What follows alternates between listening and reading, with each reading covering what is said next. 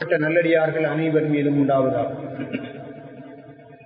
இந்த புனிதமான வெள்ளிக்கிழமை தினத்திலே, முஹர்ரம் மாதத்தின் முதலாவது நாளிலே, புது வருடத்தின் முதலாவது நாளிலே, அல்லாஹு தஆலாவுடைய மாளிகையிலே அவனை பற்றி சிந்திப்பதற்காக, அவனுடைய கட்டளை ஏற்றவர்களாக இங்கு குழுமியிருக்கின்ற அல்லாஹு தஆலாவுடைய நல்லடியார்களே, அல்லாஹ் சுப்ஹானஹு வ தஆலாவை உள்ளும் புறமும் எல்லா சந்தர்ப்பங்களிலும் எல்லா இடங்களிலும் பயந்து கொள்ளும்படி முதலில் எனக்கும் அப்பால் உங்களுக்கும் நான் வசியத்து செய்து கொள்ள விரும்புகிறேன்.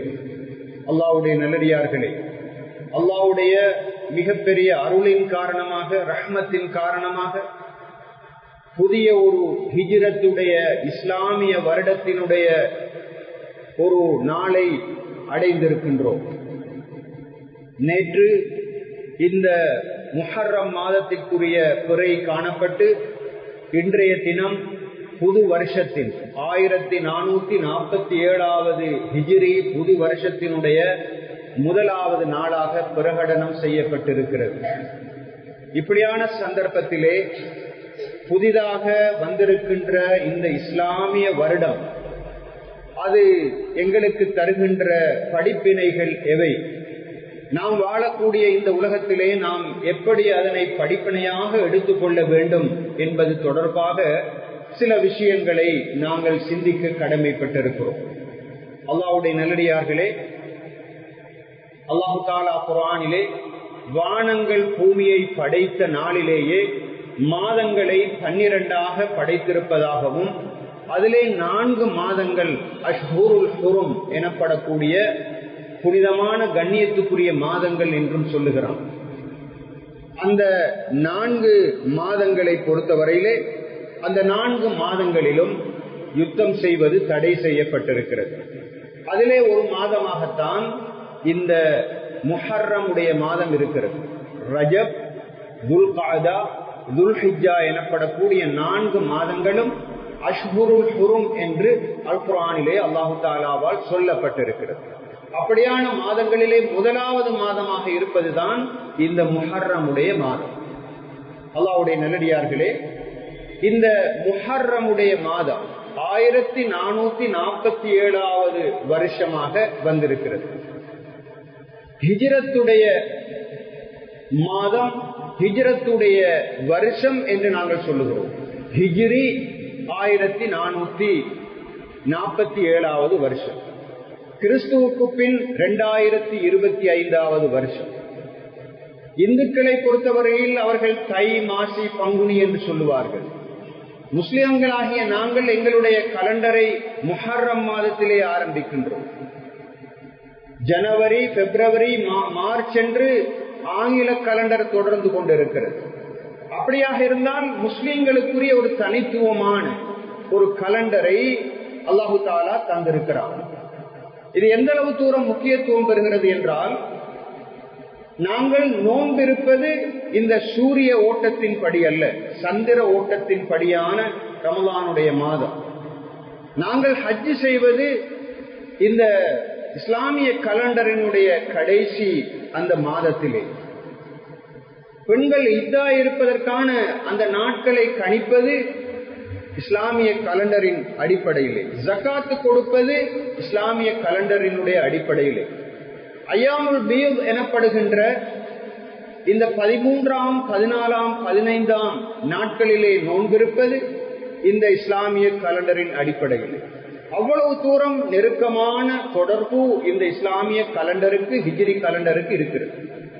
அல்லாஹ்வுடைய நல்லடியார்களே, நாம் எமது அன்றாட நடவடிக்கைகளிலே துல்ஹிஜ்ஜா என்று சொல்லுகிறோம், ஷவ்வால் என்று சொல்லுகிறோம், ரமலான் என்று சொல்லுகிறோம். இதெல்லாம் எங்களுடைய தனித்துவமாக அல்லாஹு தஆலா எங்களுக்கு தந்திருக்கின்ற இந்த மாதங்களுடைய பெயர்கள். அல்லாஹ்வுடைய நல்லடியார்களே, இது ஒரு பக்கம். இரண்டாவதாக, நாங்கள் இதனை ஹிஜ்ரி கலண்டர் என்று சொல்லுகிறோம். அதற்குரிய காரணம் என்ன? ரசூலுல்லாஹி ஸல்லல்லாஹு அலைஹி வஸல்லம் அவர்கள் மக்காவிலிருந்து மதீனாவை நோக்கி தன்னுடைய அருமை தோழர்கள் முஹாஜிர்களோடு இடம்பெயர்ந்தார்கள், புலம்பெயர்ந்தார்கள். அந்த சம்பவம் நடைபெற்ற அந்த நிகழ்ச்சியை அடிப்படையாக கொண்டுதான் எங்களுக்கு இந்த ஹிஜ்ரி கலண்டர் என்பது தரப்படுகிறது. அல்லாஹ்வுடைய நல்லடியார்களே, அப்படியாக இருந்தால் ரசூலுல்லாஹி ஸல்லல்லாஹு அலைஹி வஸல்லம் அவர்களுடைய காலத்திலே இந்த ஹிஜ்ரி கலண்டர் காணப்படவில்லை. ஹிஜ்ரத்துக்கு பிறகு 17 வருஷங்களுக்கு பின்னால் உமர் கத்தாப் ரலியல்லாஹு தஆலா அன்ஹு அவர்கள் தன்னுடைய சஹாபாக்களோடு ஆலோசனை செய்து ஹிஜ்ரத்தை அடிப்படையாக கொண்டு எங்களுடைய நாட்காட்டியை, எமது கலண்டரை அமைத்துக் கொள்ள வேண்டும் என்று சொல்லி முடிவெடுத்து ரசூல் ஸல்லல்லாஹு அலைஹி வஸல்லம் அவர்கள் மக்காவிலிருந்து மதீனாவுக்கு வந்த அந்த சம்பவத்திலிருந்து ஹிஜ்ரியினுடைய 1ஆம் வருஷம் ஆரம்பிக்கிறது. இன்று ஹிஜ்ரத்து நடைபெற்று 1447 வருஷங்கள் ஆகின்றன. அதுதான் அதனுடைய சுருக்கமாக இருக்கிறது. ஏன் இதனை நாங்கள் சொல்லுகிறோம் என்றால், முஸ்லிம்களாகிய நாம் எமது தனித்துவமான இந்த கலண்டருடைய வரலாற்றை தெரிந்து கொள்ள வேண்டும் என்ற காரணத்தினால் மற்றைய சமயத்தவர்கள் அவற்றை தெரிந்திருப்பார்களா இல்லையா என்பதனை விடவும் நாங்கள் இந்த கலண்டருடைய முக்கியத்துவத்தை புரிந்து கொள்ள வேண்டும். 3வது விஷயம் என்னவென்றால், ஹஜ்ரத் உமர் கத்தாப் ரலியல்லாஹு தஆலா அன்ஹு அவர்கள் இஸ்லாமிய வரலாற்றிலே நபி அவர்களுடைய வாழ்க்கையிலே எத்தனையோ சம்பவங்கள் நடந்திருந்தும் கூட அவற்றையெல்லாம் விட்டுவிட்டு ஏன் ஹிஜ்ரத்தை அடிப்படையாக கொண்டு கலண்டரை ஆரம்பித்தார்கள்? அதுவும் ஹிஜ்ரி 17வது வருஷம்தான் அந்த மஷூரா பெறப்படுகிறது. அதனுடைய அடிப்படையிலே அந்த முடிவெடுக்கப்படுகிறது. சஹாபாக்கள் எல்லோரும் ஏகோபித்து இஜ்மாவுடைய முடிவாக அதனை ஏற்றுக்கொள்கிறார்கள். ரசூல் ஸல்லல்லாஹு அலைஹி வஸல்லம் அவர்களுடைய பிறப்பு, அவருடைய வஃபாத்து, பத்ர் யுத்தம், ஹுதைபியா உடன்படிக்கை, அதே போன்று மிஅராஜ் என்றெல்லாம் எத்தனையோ வரலாற்று நிகழ்வுகள் இஸ்லாமிய வரலாற்றிலே நடந்தும் கூட ஏன் ஹிஜ்ரத்தை அடிப்படையாக கொண்டு உமர் ரலியல்லாஹு தஆலா அன்ஹு அவர்கள் கலண்டரை ஆரம்பித்தார்கள் என்பது எங்களுடைய சிந்தனைக்குரிய விஷயமாக இருக்கிறது. அல்லாஹ்வுடைய நல்லடியார்களே, கியாமத்து வரைக்கும் இது அமலில் இருக்கும். சஹாபாக்களுடைய இஜ்மாவான முடிவு இந்த கலண்டரை முஸ்லிம் சமூகம் பின்பற்ற வேண்டும். ஏன் அப்படி முடிவெடுத்தார்கள்? அல்லாஹ்வுடைய நல்லடியார்களே, ஹிஜ்ரத் என்ற அந்த சம்பவம் ஒரு நாட்டிலிருந்து இன்னொரு நாட்டுக்கு இடம்பெயர்ந்த புலம்பெயர்ந்த ஒரு சாதாரண சம்பவம் அல்ல. அது ஒரு வரலாற்று முக்கியத்துவம் வாய்ந்த ஒரு சம்பவம். அதற்கு பின்னால் பல பாடங்களும் படிப்பினைகளும் எங்களுக்கு இருக்கின்றன. அவற்றை நாங்கள் கியாமத்து வரைக்கும் நினைவு கூர்ந்து அந்த ஹிஜ்ரத் என்ற சம்பவத்தோடு எங்களுடைய வாழ்க்கையை உரசி பார்த்து நாங்கள் வாழ வேண்டும் என்பதுதான் அந்த சஹாபாக்களுடைய, அல்லாஹ்வால் பொருந்திக் கொள்ளப்பட்ட அந்த மனிதர்களுடைய நோக்கமாக இருந்தது. அல்லாஹ்வுடைய நல்லடியார்களே, அப்படி என்ன அந்த ஹிஜ்ரத்துக்கு முக்கியத்துவம்? எங்களுக்கு தெரியும், 13 வருஷங்கள் கண்மணியான ஸல்லல்லாஹு அலைஹி வஸல்லம் அவர்கள் மக்காவிலே வாழ்ந்தார்கள் தன்னுடைய சஹாபாக்களோடு. இஸ்லாம் அங்குதான் அறிமுகப்படுத்தப்பட்டது. ஆனாலும் அந்த மக்களிடமிருந்து அவர்கள் சொல்லனா துயரங்களை சந்தித்தார்கள்.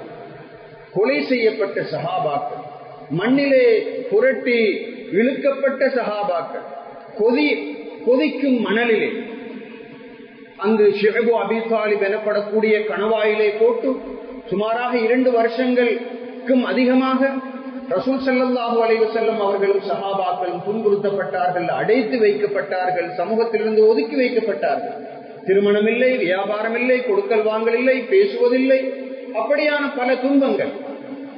ஆனால் அங்கு இருக்க வேண்டாம், நீங்கள் தாயிஃபுக்கு போய் பாருங்கள், இஸ்லாத்துக்கு வரவேற்பு இருக்கிறதா என்று அல்லாஹ் தஆலா அனுப்பினார். அபிசீனியாவுக்கு சஹாபாக்கள் அனுப்பப்பட்டார்கள். அங்கும் அதற்கான பூமி பொருத்தமாக இல்லை என்று முடிவெடுக்கப்பட்டது.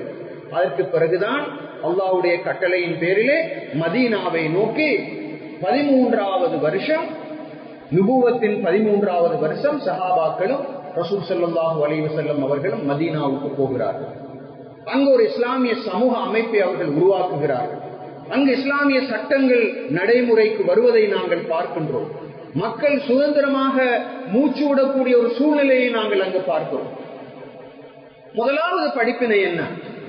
இந்த ஹிஜ்ரத் எங்களுக்கு தரக்கூடிய முதலாவது படிப்பினை என்ன? இஸ்லாத்தை சுதந்திரமாக நிம்மதியாக நடைமுறைப்படுத்த முடியாத ஒரு சூழ்நிலையில் இருப்பதனை விடவும் சுதந்திரமான அமைதியான இஸ்லாத்துக்கு வரவேற்றிருக்கக்கூடிய ஒரு சூழலை நோக்கி நகருவது என்பது ஹிஜ்ரத்தாக இருக்கிறது. அது ரசூல் ஸல்லல்லாஹு அலைஹி வஸல்லம் அவர்கள் எங்களுக்கு காட்டி தந்த ஒரு முக்கியமான ஒரு படிப்பினையாக இருக்கிறது. இஸ்லாம் என்பது ஒரு பூர்ணமான வாழ்க்கை திட்டம். அது வெறுமனே இபாதத்துகளோடு அகலாக்குகளோடு மாத்திரம் குறுகிய ஒரு வாழ்க்கை முறை அல்ல.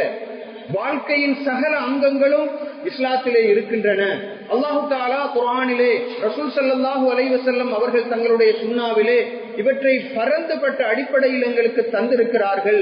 அப்படியான ஒரு முழுமையான ஒரு இஸ்லாத்தை நாங்கள் நடைமுறைப்படுத்துகின்ற ஒரு சூழலை நோக்கி நாங்கள் நகர வேண்டும் என்பது முதலாவது படிப்பினையாக இருக்கிறது.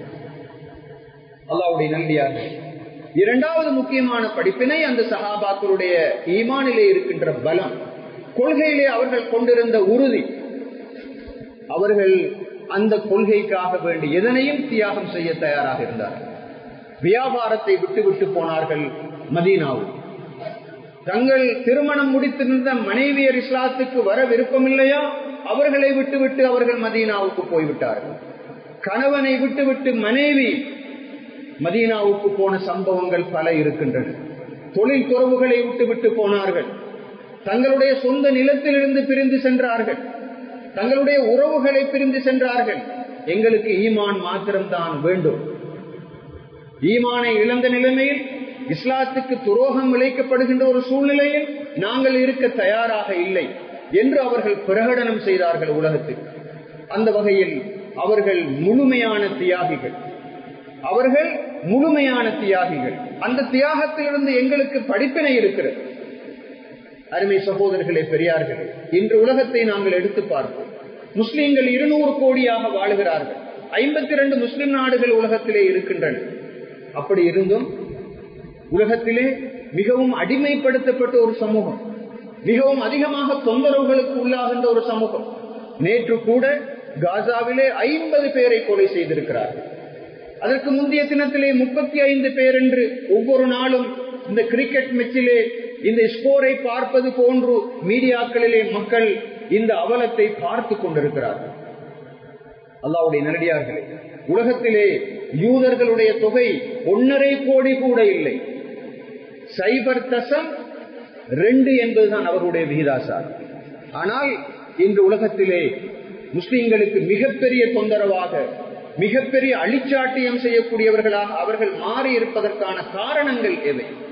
அல்லாஹு தஆலா வெற்றிக்கான காரணங்கள், நிபந்தனைகள் என்று, ஷுரூத்துகள் என்று எவற்றை சொன்னானோ அவற்றை நாங்கள் எந்த அளவு தூரம் கடைபிடிக்கிறோம் என்று எங்களுடைய வாழ்க்கையை உரைத்து பார்க்க வேண்டியிருக்கிறது. ஈமானுடைய பலம் எந்த அளவு தூரம் இருக்கிறது. வலா தஹினு வலா தஹ்ஸனு வஅன்துமுல் அஅலௌன இன் குன்தும் முஃமினீன். நீங்கள் உடல் அளவிலே பலவீனப்பட வேண்டாம், நீங்கள் உள்ளத்தளவிலே கவலைப்பட வேண்டாம், நலிவுற வேண்டாம். நீங்கள் மூமின்களாக இருந்தால் நீங்கள் தான் சிரேஷ்டமானவர்கள், உயர்ந்தவர்கள் என்று சொல்லுகின்றானே. இன்று முஸ்லிம்களிடத்திலே ஈமானிய பற்றும் கொள்கையிலே உறுதியும் இருக்கிறதா? பணத்திற்காக, அதிகாரத்திற்காக, அற்ப சுகங்களுக்காக மனிதன் தன்னுடைய கொள்கையை தாரை வார்க்கின்ற, விட்டுக் கொடுக்கின்ற, ஏன் தன்னுடைய முஸ்லிம் சமுதாயத்தை சேர்ந்தவர்களை கூட மற்றவர்களுக்கு காட்டிக் கொடுக்கின்ற ஒரு சூழ்நிலை இருக்கிறதா இல்லையா? இப்படியான ஒரு சமூக அமைப்பை அல்லாஹு தஆலா நிச்சயமாக அங்கீகரிக்க மாட்டார். உதவி என்பது வரமாட்டாது. இன் தன்சுருல்லாஹ யன்சுருக்கும் வ யுஸப்பித் அக்தாமக்கும். நீங்கள் அல்லாஹு தஆலாவுக்கு உதவி செய்தால் அல்லாஹு தஆலா உங்களுக்கு உதவி செய்வான், உங்களுடைய பாதங்களை பலப்படுத்துவான் என்று சொல்லுகிறான். முயற்சி தேவை, ஈமானுடையக்கான முயற்சி தேவை, ஈமானின் அடிப்படையிலான வாழ்க்கை தேவை, கொள்கையிலே பற்று தேவை. வாழ்ந்தால் ஈமானுக்காக வேண்டி வாழ்வோம், இஸ்லாத்தோடு வாழுவோம். இல்லாவிட்டால் இந்த வாழ்க்கை தேவையில்லை என்று நினைக்கின்ற அந்த பாலஸ்தீன மக்களிடத்திலே முன்மாதிரி இருக்கிறது. அல்லாஹ்வுடைய நல்லடியார்களே, இஸ்ரேலுக்கு அடிக்கப்பட்ட சந்தர்ப்பத்திலே 1/2 மில்லியனுக்கும் அதிகமானவர்கள் அந்த இஸ்ரேலை விட்டு வெளியேறினார்கள். அந்த மக்கள் ஈமானிலே அவர்களுக்குள்ள பலகீனம் அதுதான். ஆனால் பலஸ்தீனிலே, வடபகுதியிலே, காசாவிலே அடிக்கு மேல் அழிவிழுந்தும் கூட அந்த பிரதேசத்தை விட்டு நாங்கள் நகர மாட்டோம். இது நபிமார்கள் வாழ்ந்த பூமி. இப்ராஹிம் அலைஹிஸ்ஸலாம் அவர்களுடைய கால் பதிக்கப்பட்ட பூமி. மூசா அலைஹிஸ்ஸலாம் அவர்கள் நடமாடிய பூமி. நபி சுலைமான் அலைஹிஸ்ஸலாம், தாவூத் அலைஹிஸ்ஸலாம் போன்றவர்கள் நடமாடிய பூமி. இது புனிதமான பூமி, இது பைத்துல் முகத்தஸுக்குரிய பூமி. நாங்கள் ஈமானோடு இருக்கின்றோம் என்று அவர்கள் பறைசாட்டி அவர்கள் பசியாக இருந்தாலும், குண்டுகள் வீசப்பட்டாலும் நாங்கள் உறுதியான ஈமானோடு இருப்போம் என்று சொல்லுகிறார்களே, இன்று உலகத்திலே அவர்களுக்குரிய முன்மாதிரி கிடைத்திருக்கிறது. அல்லாஹ்வுடைய நல்லடியார்களே, அல்ஹம்துலில்லாஹ், உலகத்தளவிலே 60,000 பேர் கொல்லப்பட்டது ஒரு வகையில் எங்களுக்கு பிரச்சனையாக தெரியலாம். ஈமானுடைய கண்ணோட்டத்தில் அவர்கள் அனைவரும் ஷஹீதுகள். அல்லாஹ் தஆலா அவர்களை ஏற்றுக்கொள்வானாக, அவர்களுக்கு மன தைரியத்தை இன்னும் கொடுப்பானாக. நாங்கள் ஹிஜ்ரத்திலிருந்து பெறுகின்ற முக்கியமான படிப்பினை அந்த கொள்கைக்கான அந்த உறுதி, சஹாபாக்களுடைய அந்த ஈமானுடைய உறுதி. அல்லாஹு தஆலா குர்ஆனிலே அவர்களை பற்றி சொல்லுகின்றான். அவர்கள் எப்படிப்பட்ட தைரியசாலிகள் என்று சொல்லுகிறான். வல்லதீன தபவ்வஉ த்தார வல் ஈமான மின் கப்லிஹிம், அவர்களை பொறுத்தவரையிலே அந்த ஈமானை அவர்கள் இன்னல்லதீன ஆமனு வஹாஜரு வஜாஹது பிஅம்வாலிஹிம் வஅன்ஃபுஸிஹிம் ஃபீ ஸபீலில்லாஹ், அல்லாஹ்வுடைய பாதையிலே தங்களுடைய உயிர்களாலும் தங்களுடைய சொத்து செல்வங்களாலும் அவர்கள் போராடுகிறார்கள். அந்த முஹாஜிர்கள் மாத்திரமல்ல, தங்களுடைய நிலத்தை விட்டும் அவர்கள் புலம்பெயர்கிறார்கள். யாருக்காக? ஃபீ ஸபீலில்லாஹ், அல்லாஹ்வுடைய பாதையிலே என்று அவர்களை அல்லாஹ் தஆலா புகழுகிறார். அல்லாஹ்வுடைய நல்லடியார்களே, தியாகம் இல்லாமல், முயற்சி இல்லாமல், அர்ப்பணம் இல்லாமல், அல்லாஹ்வுக்காக வேண்டி வாழாமல் எங்களுக்கு வெற்றி கிடைக்கும், கண்ணியம் கிடைக்கும் என்று நினைத்தால் அது மிகப்பெரிய பிழை என்பதை நாங்கள் பார்க்கின்றோம். மக்காவிலே வாழுகின்ற பொழுது சஹாபாக்கள் அதிகமான துன்பங்களுக்கு உள்ளாக்கப்பட்டார்கள். ஆனாலும் கூட அந்த பூமியில் வாழ்வதனை விடவும் ஈமானோடு, இஸ்லாத்தோடு, கொள்கையோடு மதீனாவிலே வாழ்வதுதான் மேன்மையானது என்று சிந்தித்தார்கள். அல்லாஹு தஆலா அவர்களுக்கு வடக்கிலே கிழக்கிலே என்று உலகத்தில் சாம்ராஜ்யங்கள் எல்லாவற்றையும் திறந்து கொடுத்தார். அவர்கள் அடிபட்டார்கள், உதைப்பட்டார்கள், பேச்சு கேட்டார்கள், ஏச்சு கேட்கார்கள். ஆனாலும் கூட மிக குறுகிய காலத்திலே சுமார் 50 வருஷங்கள் நிறைவடைவதற்கு முன்னால் சீனாவின் எல்லை வரையும் இஸ்லாம் பரவியது. இந்தியாவின் எல்லை வரைக்கும் அது பரவியது. வடபகுதியிலே துர்க்குமானிஸ்தான் எனப்படுகின்ற பிரதேசங்கள் வரைக்கும் இஸ்லாம் பரவியது. கிழக்கு பகுதியிலே மேற்கு ஆப்பிரிக்கா வரைக்கும், பிரனீஸ் மலைத்தொடர் எனப்படுகின்ற பிரான்சின் எல்லை வரைக்கும் இஸ்லாம் பரவியது. சுமாராக அரை நூற்றாண்டுகளுக்குள்ளார். அந்த வெற்றியை அல்லாஹு தஆலா ஏன் கொடுத்தான்? தியாகத்தின் காரணமாக. இன் தன்சுருல்லாஹ யன்சுருக்கும், நீங்கள் அல்லாஹு தஆலாவுக்கு உதவி செய்தால் அல்லாஹு தஆலா உங்களுக்கு உதவி செய்வான், உங்களுடைய பாதங்களை பலப்படுத்துவான். அல்லாஹ்வுக்கு உதவி செய்வதா என்றால் என்ன சகோதரர்களே, பெரியார்களே? நாங்கள் உதவி செய்து அல்லாஹு தஆலாவுக்கு தேவை இருக்கிறதா? நிச்சயமாக இல்லை. அல்லாஹ்வுக்கு உதவி செய்வது என்றால் என்ன? அவருடைய மார்க்கத்துக்காக வேண்டி பாடுபடுவது எங்களுடைய பொறுப்பாக இருக்கிறது. முயற்சி இல்லாதவர்களுக்கு அந்த வெற்றியும் அந்த சாதனையும் கிடைக்க மாட்டார். அல்லாஹ்வுடைய நல்லடியார்களே, இது முதலாவது படிப்பினை. இரண்டாவது படிப்பினை, முஸ்லிம் சமூகம் என்பது திட்டமிடல் சமூகமாக இருக்க வேண்டும். ஹிஜ்ரத்துடைய நிகழ்ச்சியை நீங்கள் எடுத்து பார்த்தால் எவ்வளவு கவனமாக ரசூல் ஸல்லல்லாஹு அலைஹி வஸல்லம் அவர்கள் ஹிஜ்ரத்தை திட்டமிட்டார்கள் என்று நீங்கள் பார்க்கின்றீர்கள். ஹிஜ்ரத்துக்கு முன்பே அவர்கள் அதற்கான அஸ்திவாரங்களை போடுகிறார்கள். மதீனாவிலிருந்து மக்காவுக்கு ஹஜ்ஜுடைய காலப்பிரிவிலே வந்த அவுஸ் ஹஸ்ரஜ் எனப்படக்கூடிய கோத்திரத்தவர்களை ரகசியமாக கணவாய் பகுதிகளிலே, அகபா பகுதிகளிலே சந்திக்கிறார்கள். ஏன் அவர்கள் ரகசியமாக சந்திக்க வேண்டும்? ஸல்லல்லாஹு அலைஹி வஸல்லம் அவர்கள் விரும்பினால் ஜிப்ரைல் அலைஹிஸ்ஸலாம் அவருடைய பாதுகாப்பை பெற்றிருக்கலாம், மலக்குகளுடைய அந்த பாதுகாப்பு கிட்டியிருக்கலாம். ஆனால் அவர்கள் அப்படி இல்லாமல், குர்ஆனிலே அல்லாஹு தஆலா சொல்லுகின்றானே, ஹுது ஹித்ரக்கும், நீங்கள் எச்சரிக்கையாக நடந்து கொள்ளுங்கள் என்று. அதனை அடிப்படையாக கொண்டு அவர்கள் தற்காப்பு முயற்சிகளிலே ஈடுபடுகிறார்கள். முயற்சி செய்துவிட்டுத்தான் தவக்குலிலே ஈடுபட வேண்டும் என்பது இஸ்லாத்தினுடைய நியதியாக காணப்படுகிறது. எனவே ஹிஜ்ரத்துக்கு முன்னால் மதீனாவிலிருந்து மக்காவுக்கு அந்த ஹஜ்ஜிக்காக வேண்டி வந்த அவுஸ் ஹஸ்ரஜ் கோத்திரத்தவர்களை சந்தித்து அவர்களோடு உடன்படிக்கை செய்கிறார்கள். நீங்கள் இஸ்லாத்தை ஏற்றுக்கொள்வீர்களா? நான் மதீனாவுக்கு வந்தால் என்னை பாதுகாப்பீர்களா? நீங்கள் களவெடுக்காமல், விபச்சாரம் செய்யாமல், ஷிர்கிலே ஈடுபடாமல் இருப்பீர்களா என்றெல்லாம் கேட்டு அவர்களிடத்திலே பைஅத் எடுத்துக் கொண்டதற்கு பின்னால் தான் அவர்கள் மதீனாவை நோக்கி நகர்கிறார்கள். முஸஅப் இப்னு உமைர் ரலியல்லாஹு தஆலா அன்ஹு அவர்கள் ஒரு பெரிய தாய். அவர்களை மதீனாவுக்கு முன்கூட்டியே அவர்கள் ஹிஜ்ரத்துக்கு முன்னாலேயே அனுப்பி வைக்கிறார்கள். ஹிஜ்ரத்துக்கு முன்னாலேயே மதீனாவின் ஒவ்வொரு வீட்டிலும் இஸ்லாம் புகுந்தது என்று வரலாறு சொல்லுகிறது. அப்படிப்பட்ட ஒரு திறமையான ஒரு தாயை அவர்கள் தெரிவு செய்து அனுப்பி இருக்கிறார்கள். தாவத்து பணிக்காக எல்லோரும் அனுப்பப்பட முடியாது. அதற்கென்ற தகமையும் திறமையும் உள்ளவர்கள் தான் தெரிவு செய்யப்பட வேண்டும் என்பதற்கான ஒரு திட்டமிடலை முஸஅப் இப்னு உமைர் ரலியல்லாஹு தஆலா அவர்களுடைய வாழ்க்கையிலிருந்து பார்க்கிறோம். ஸல்லல்லாஹு அலைஹி வஸல்லம் அவர்கள் 2 ஒட்டகைகளை ஹிஜ்ரத்துக்காக வேண்டி தயார் செய்தார்கள். தன்னுடைய சஹாபாக்களை தனிப்பட்ட முறையிலும் குடும்பமாகவும் இரவோடு இரவாக தனிப்பட்ட முறையில் அனுப்பி வைத்தார்கள் மதீனாவை நோக்கி. அவர்கள் குகையிலே சென்று 3 நாட்கள் பதுங்கிக் கொண்டார்கள். தன்னுடைய சாப்பாட்டுக்கான ஏற்பாடுகளை செய்து கொண்டார்கள். தனது சாப்பாடு யாரால் கொண்டு வரப்பட வேண்டும், தான் பதுங்கி இருக்கின்ற அந்த குகையிலே இருக்கின்ற அந்த நடமாட்டங்களை காவிர்கள் அறிந்து கொள்ளாமல் இருப்பதற்கு என்ன செய்ய வேண்டும் என்பதற்கான எல்லா ஏற்பாடுகளையும் அவர்கள் செய்து வைத்தார்கள். அல்லாஹ்வுடைய நல்லடியார்களே, வழக்கமாகவே மக்காவிலிருந்து மதீனாவை நோக்கி செல்லக்கூடிய பாதையை தவிர்த்து வேறொரு பாதையை அவர்கள் தெரிவு செய்தார்கள். அல்லாஹ்வுடைய நல்லடியார்களே, அபூபக்கர் சித்திக் ரலியல்லாஹு தஆலா அன்ஹு அவர்கள் குகையிலே இருக்கின்ற சந்தர்ப்பத்திலே, யா ரசூலல்லாஹ், காபிர்கள் வந்து பார்த்து விடுவார்களே என்று சொன்ன பொழுது, இன்னல்லாஹ மஅனா, எங்களோடு அல்லாஹ் தஆலா இருக்கிறான் என்ற தைரியம் ஊட்டினார்கள். எல்லா வகையான தற்காப்பு முயற்சிகள், பாதுகாப்பு ஏற்பாடுகள், திட்டமிடல்கள் எல்லாவற்றையும் ஸல்லல்லாஹு அலைஹி வஸல்லம் அவர்கள் செய்துவிட்டு தான் அந்த ஹிஜ்ரத்தை மேற்கொண்டார்கள் என்றால் அது ஒரு திட்டமிடல், மிக முக்கியமான ஒரு ஏற்பாடு, நாங்கள் திட்டமிட வேண்டியது என்பதனை அது காட்டுகிறது. அல்லாஹ்வுடைய நல்லடியார்களே, நாங்கள் எந்த அளவு திட்டமிடுகிறோம்? If you fail to plan, you plan to fail என்று ஆங்கிலத்திலே சொல்லுவார்கள். நீ திட்டமிட தயாரில்லை என்றால் நீ தவறு செய்வதற்கு திட்டமிடுகிறாய் என்பதுதான் அர்த்தம் என்று சொல்வார்கள். அல்லாஹ்வுடைய நல்லடியார்களே, திட்டம் இல்லாமல், நோக்கம் இல்லாமல், இலக்கு இல்லாமல், எய்ம்ஸ் இல்லாமல், ஆப்ஜெக்டிவ்ஸ் இல்லாமல், ஸ்ட்ராட்டஜிஸ் இல்லாமல் நாங்கள் நகரக்கூடாது.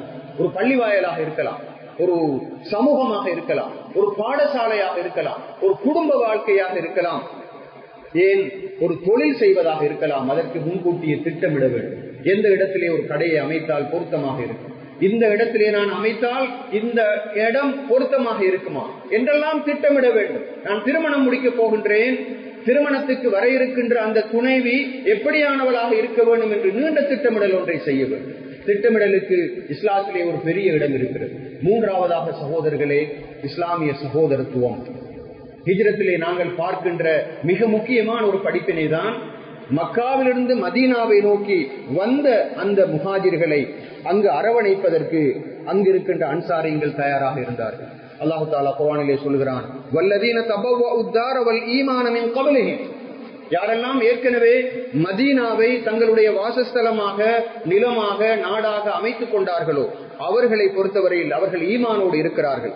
யுஹிப்பூன மன் ஹாஜர இலைஹி, தங்களிடத்திலே வந்த இந்த முஹாஜிர்களை அவர்கள் விரும்புகிறார்கள், நேசிக்கின்றார்கள். வலா யஜிதூன ஃபீ சுதூரிஹிம் ஹாஜத்தன் மிம்மா ஊது, தங்களுக்கு அல்லாஹ் தஆலா வழங்கி இருக்கின்ற பாக்கியங்கள், சொத்துக்கள், செல்வங்கள் இருக்கின்றனவே அவற்றின் மீது அவர்களுக்கு பெரிய அளவு ஆசை கிடையாது. அதாவது துனியாவுடைய ஆசை அவருடைய உள்ளத்திலே கிடையாது அந்த அன்சாரிகளை பொறுத்தவரையிலே. அதே நேரம் வயுசிரூன அலா அன்ஃபுஸிஹிம் வலவ் கான பிஹிம் ஹஸாஸா, தங்களுக்கு தேவை இருந்தும் கூட தங்களை நாடி வந்திருக்கின்ற அந்த முஹாஜிர்களுக்கு முன்னுரிமை வழங்குகிறார்கள். சுப்ஹானல்லாஹ், இங்கே பார்க்கின்றோம் இஸ்லாமிய சகோதரத்துவத்தை பார்க்கின்றோம், தியாகத்தை பார்க்கின்றோம். முஸ்லிம் சமூகம் என்பது அன்பினால் பிணைக்கப்பட்ட சமூகம், ஈமான் என்ற அந்த உறவினால் பிணைக்கப்பட்ட ஒரு சமூகம். முஸ்லிம் சமூகத்திலே யாரும் கைவிடப்படக்கூடாது. ஏதோ மக்காவிலிருந்து வந்திருக்கிறார்கள், ஈமானை கையில் வைத்ததனால், உள்ளத்தில் வைத்ததனால் அவர்கள் வெளியேற்றப்பட்டிருக்கிறார்கள், அவர்கள் தனித்து விடப்பட்டவர்களாக இருக்கக்கூடாது. அவர்கள் எங்களுடைய சகோதரர்கள், எங்களுடைய உடம்பின் ஒரு பகுதி. அவருடைய பிரச்சனைகளிலே நாங்கள் பங்கெடுக்க வேண்டும். எனவே என்ன செய்கிறார்கள்? வியாபாரத்திலே கூட்டாளியாக்கி கொள்கிறார்கள். திருமணம் முடித்திருந்தால் ஒரு மனைவியை தலாக் சொல்லி மற்றொரு அந்த மனைவியை அவர்களுக்கு திருமணம் செய்து கொடுக்கிறார்கள். தங்களுடைய வீட்டிலே இடம் கொடுக்கிறார்கள்.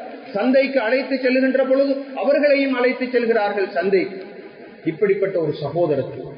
அல்லாஹ்வுடைய நல்லடியார்களே, நாம் இந்த உலகத்தை எடுத்து பார்த்தால் ஹிஜ்ரத்தின் மூலமாக கிடைக்கின்ற இந்த படிப்பினை எங்களுடைய வாழ்க்கையிலே இருக்கிறது.